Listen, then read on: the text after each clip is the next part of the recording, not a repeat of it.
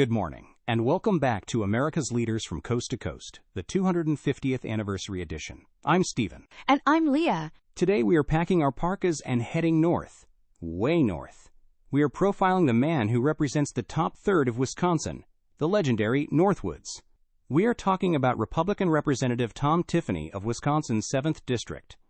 And Stephen, when we look at the resumes of people in Congress, we usually see the same things: attorney, mayor, state senator, maybe a doctor or two. But Tom Tiffany has a job title on his resume that I guarantee no one else has. For 29 years, he was a dam tender. A dam tender? Like actually operating the floodgates? Literally. He managed the water levels on the Willow Flowage, which is this massive remote reservoir in Oneida County. He was responsible for making sure the water was at the right level for electricity generation and flood control.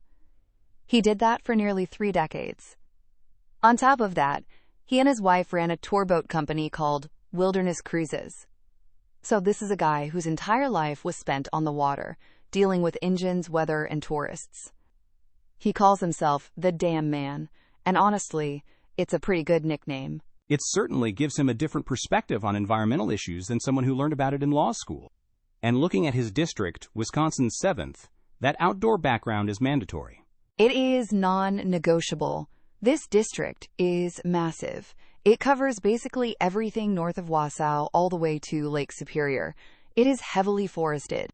The economy here is built on 3 things: timber, tourism, and, wait for it, ginseng. Ginseng? In Wisconsin? I know, it sounds crazy, but Marathon County, which is the heart of this district, is the ginseng capital of the world. They produce about 95% of all the ginseng grown in the United States. It is a massive export crop, primarily to China and other parts of Asia. The soil conditions in central Wisconsin are apparently perfect for it. So, Tom Tiffany isn't just worried about corn prices. He is worried about trade tariffs with China because his ginseng farmers rely heavily on that export market. It's a super specific niche issue that he has to be an expert on. But the issue that probably generates the most angry phone calls to his office isn't ginseng. It's wolves. Oh, the gray wolf. This is the single most emotional issue in the Northwoods. For years, the gray wolf has been on the endangered species list. But in northern Wisconsin, the population has rebounded significantly, to the point where farmers are losing cattle and hunters are losing their dogs to wolf packs. Tiffany is the leading voice in Congress for delisting the wolf. He introduced the Pet and Livestock Protection Act. His argument is that folks in Washington, D.C. see the wolf as a majestic Disney character, but his constituents see it as an apex predator that is eating their livelihood. He wants management returned to the state so they can have a hunting season and control the numbers. That fits his role on the Natural Resources Committee perfectly. He chairs the Federal Lands Subcommittee. Right. He is a huge proponent of active management for forests.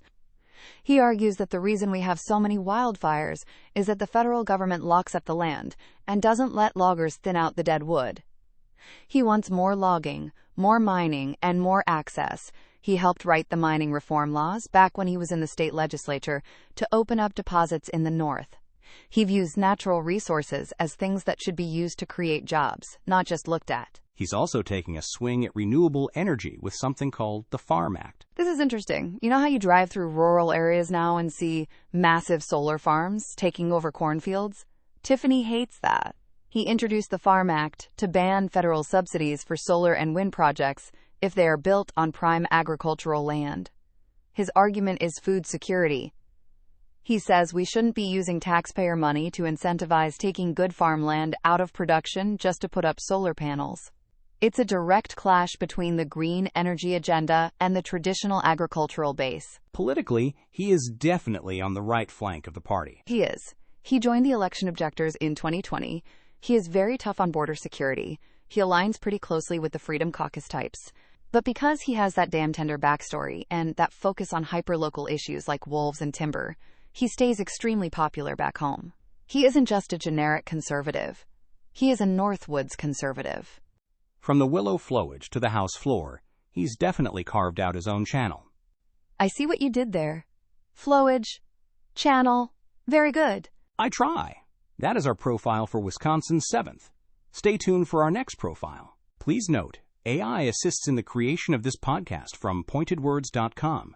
And remember, better pointed words than pointed swords.